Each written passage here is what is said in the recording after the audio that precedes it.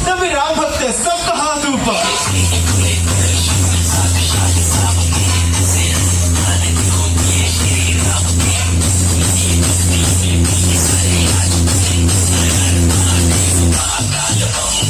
हर हर हर हर हर हर जोर से बोलो, हर हर। 1 2 3 let's go।